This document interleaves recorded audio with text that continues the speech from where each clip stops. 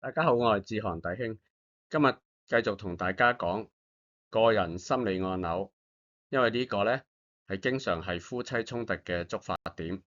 今日我同大家講一啲嘅例子，請大家去睇返早前嘅一個影片，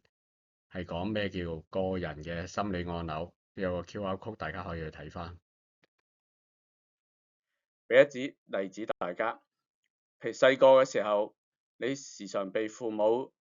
責備啦、批評啦、輕蔑啦，或者父母經常大發脾氣啦，講啲刻薄嘅説話咧，或者父母咧曾經以暴力對待你嘅話咧，咁你就大咗有個心理按鈕咧，就係對別人黑面啦，或者大聲講嘢啦，甚至只係少少嘅提醒或者唔同嘅意見咧，你都反應好大嘅，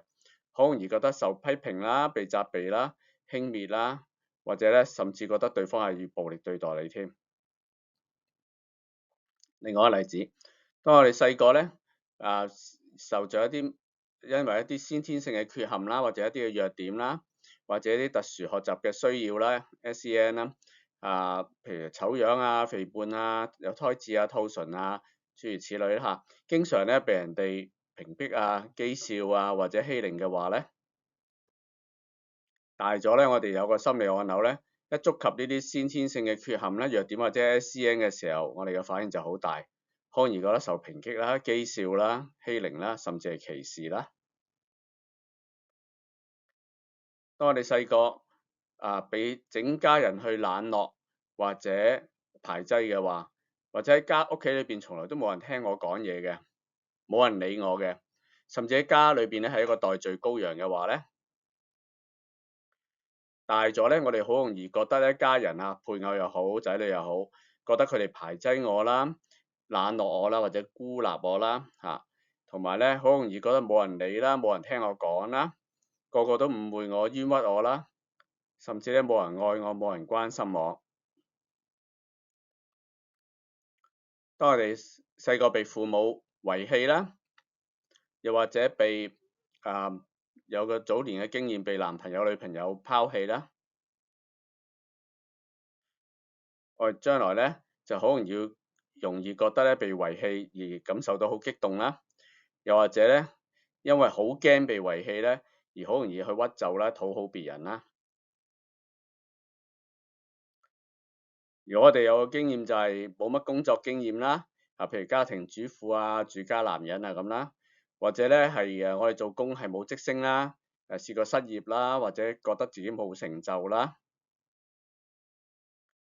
好容易咧我哋就會對工作啦、事業啦、成就啦、社會地位呢啲議題咧係非常之覺得咧被批評啦，覺得咧被人認為我係冇貢獻啦、冇地位啦，覺得我係失敗者啦。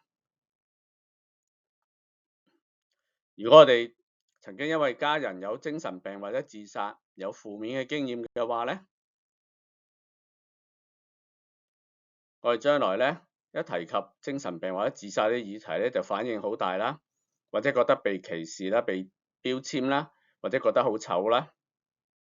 或者有一日我哋自己都有精神病、有自殺傾向嘅時候，我哋唔願意去承認啦，或者接受治療啦。